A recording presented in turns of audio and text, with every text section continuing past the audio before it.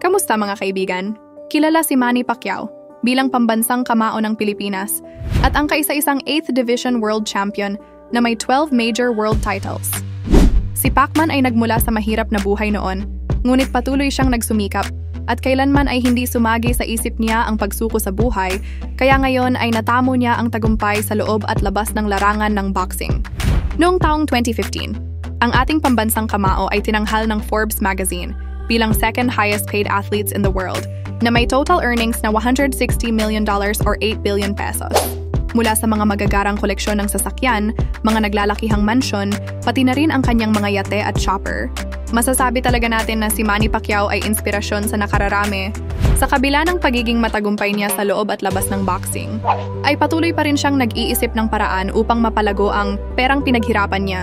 Kaya sa videong ito, ating alamin ang 15 na matagumpay na negosyo ni Manny Pacquiao hanggang sa ngayon. At ano kaya ang negosyo na nagbibigay sa kanya ng limpak-limpak na pera na maaaring hindi mo pa alam? Number 15, One Championship. Ang One Championship ay isang Singapore-based mixed martial arts tournament o MMA, na kilalang kalaban ng kumpanyang UFC at ito naman ay tinayo noong 2011. Sa ngayon, ito na ang pinakamalaking mixed martial arts tournament sa buong Asia, habang kasama na rin sa top 10 na pinakamalaking liga sa buong mundo. Meron ding mga sikat na Pilipinong manlalaro sa ligang ito, kagaya ni Honorio Banario, Kevin Bilingon at Rene Catalan. Sa ngayon, nasa mahigit $19.1 million na ang estimated network ng One Championship. At isa naman si Manny Pacquiao sa mga taong parte ng kayamanang ito dahil sa kanyang investment noong maliit pa at nagsisimula pa lamang ang ligang ito. Number 14, Water Rotor Energy Technologies.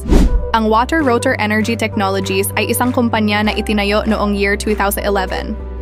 Ito ay isang kumpanya na naglalayong makapag-produce ng kuryente gamit ang mabagal na daloy ng mga anyong tubig. Ang kumpanyang ito ay nakafocus sa mura at renewable energy, hindi kagaya ng ibang kumpanya na kinakailangan pa ng mga malalaking dam. Ang mga produkto ng Water Rotor Technologies ay ang pag-iimbak ng kuryente kahit sa maliliit na ilog lamang, basta't mayroong umaagos na tubig. Dahil dito ay nakitaan ito ng ating pambansang kamao ng malaking potensyal bilang maging isang multi-billion company sa hinaharap, kaya naman nag-invest siya rito ng napakalaking pera. Number 13, Roadhouse Economy Hotel. Ang Roadhouse Economy Hotel ay isang hotel na pinangungunahan ng kanyang asawa na si Jinky Pacquiao sa General Santos City at kilala rin ito bilang Manny Pacquiao Hotel. Kilala ang hotel na ito sa kanilang lugar dahil makikilala mo ang pagkatao ng ating pambansang kamao rito. Naka-display kasi rito ang iba't ibang larawan mula noong bata pa siya hanggang sa naging kampeon sa pagboboxing. Makikita mo rin ang hotel na ito sa iba't ibang online bookings, gaya ng Agoda at TripAdvisor. Kaya naman masisigurado mo na maganda at dekalidad ang serbisyo nila rito. Number 12, Pacman Wildcard Gym. Sa bayan ng General Santos, nagtayo rin si Manny ng isang gym upang makapag-workout ang kanyang mga kababayan at mahasa kung sino man ang gustong pumasok sa larangan ng pagboboxing. Meron itong mga standard training equipment at boxing ring. Kaya naman talagang dinadagsa ito ng mga tao. Dahil bukod sa kumpletong kagamitan, maaari mo ring makasabay sa pag-training ang pambansang kamao, pati na rin ang kanyang asawa na si Jinky Pacquiao. Number 11, Pacman Water. Ang pagkakaroon ng malinis na tubig ay isa sa mga mahalagang bagay na hindi kayang mawala sa buhay ng tao. Kaya naman hindi nagpahuli ang ating pambansang kamao sa pagnenegosyo ng tubig. Si Manny Pacquiao ay nagpatayo rin ng negosyo pagdating sa inuming tubig, na tinatangkilik naman ng mga tao at tinawag niya itong pambansang tubig. Number 10, JMP Mass Media Productions Incorporated. Ang JMP Mass Media Productions Incorporated ay kilala bilang 91.1 Pacquiao Radio. Ito ay isang broadcasting company sa General Santos City na siya ring hometown ng ating pambansang kamao. Sila ang responsable sa pag-ere ng mga radio station, gaya ng 1107 Radio Alerto DXBB at 91.1 Kiss FM sa kanilang lugar. Ang negosyong ito ni Manny Pacquiao ay kilala bilang isa sa business investment niya na talaga namang tinatangkilik ng mga tao at pati na rin ng mga sponsor sa kanilang lugar. Number 9, Team Pacquiao Store. Dahil marami ang humahanga sa ating pambansang kamao at dahil sa sobrang kasikatan niya, naisipan din ng mag-asawang Pacquiao na magtayo ng sarili nilang merchandise. Dito ay mabibili mo ang mga t-shirt at iba pang mga kagamitan ni Manny Pacquiao. Dagdag pa rito ay maaari mo ring makita ang ilan sa mga memorabilia ng ating pambansang kamao na may kaugnayan sa larong boxing. Dahil sa kasikatan ng merchandise store na ito ay nagbukas sila ng mas maraming branches sa Robinsons Mall at pati na rin sa Mall of Asia. Isa lamang itong patunay na talagang marami ang tumatangkilik at humahanga sa ating pambansang kamao, na handa silang magbayad ng pera para lamang magkaroon ng souvenir mula sa taong nagbigay ng karangalan sa ating bansa pagdating sa larangan ng pagboboxing. Number 8, JMP Shalom Travel and Tours. Dahil laging nasa labas ng bansa ang ating pambansang kamao, kaya alam niya kung gaano kahirap ang magbiyahe ng walang tamang plano at schedule. Kaya naman dahil dito ay naisipan niyang magtayo ng sariling kumpanya na tumutulong sa ating mga kababayan pagdating sa mga travel and tours packages. Malaki rin ang kita ng kumpanyang ito lalo na noong bago pa magka-pandemic. Ang main office naman ng JMP Shalom Travel and Tours ay makikita mo rin sa bayan ng General Santos.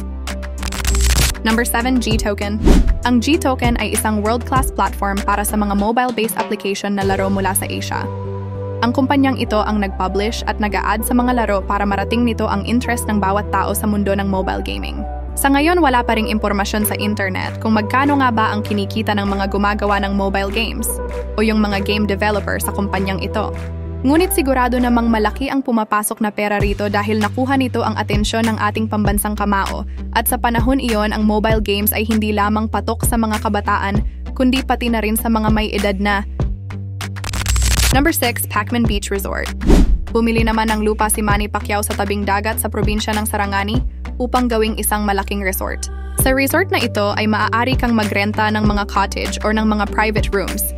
Dagdag pa dito ay marami ring mga water activities na ino-offer ang kanilang resort, tulad ng island hopping, boating, snorkeling, crystal kayak, banana boat, jet ski, at iba pa. Pwede ka ring maglaro dito ng sports gaya ng basketball, tennis at volleyball dahil meron silang mga court para rito. Talaga namang dinadagsa ng mga turista ang Pacman Beach Resort dahil bukod sa pagmamay-ari ito ng ating pambansang kamao ay malinis at maganda rin ang tubig dito. Number 5, MP Princess Digital Printing Solution. Lahat na yata ng klase ng negosyo ay meron na ang Pacquiao Group of Companies dahil pati ang digital media ay pinasok na rin nila. Ang MP Princess Digital Printing Solution ay nag-o-offer ng printing para sa mga signage, stickers, posters, billboards, at marami pang iba. Meron din silang picture at video editing na patok sa mga iba't ibang klase ng okasyon. Lalo na at malapit na rin ang Senate election, kaya naman siguradong malaki na naman ang kanilang magiging kita para sa mga tarpaulin at poster printing ng mga kandidato. Number 4, Pacman Sports Bar. Sa mga hindi nakakaalam, si Pacman ay mahilig din sa larong billiards. Kaya naman naisipan din niyang magtayo ng sports bar bilang negosyo, na kung saan pwedeng maglaro ang mga customer dito ng billiards at darts. Ang nakakamangha pa rito ay ang mga billiards table na makikita mo rito ay hindi basta-basta dahil ito ay gawa ng Brunswick na nagkakahalaga ng mahigit sa 200,000 pesos ang bawat isang table. At syempre, meron itong bar na pwede kang umorder ng makakain or maiinom habang ikaw ay naglalaro dito. Number 3, Jinky's Fashion World. Kilala ang asawa ni Pacman na si Jinky Pacquiao sa kanyang mga mamahaling designer bag na nagkakahalaga ng milyon-milyon sa ating pera. Masasabi kasi natin na ito talaga ang kinahihiligan ni Jinky at gusto niya itong ibahagi sa kanyang mga kababayan. Kaya naman naisipan ni Jinky na itayo ang Jinky's Fashion World kung saan dito niya ibinebenta ang mga pinaggamitan niyang mga designer bag sa napakamurang halaga kumpara sa presyo ng ibang nagbebenta sa merkado.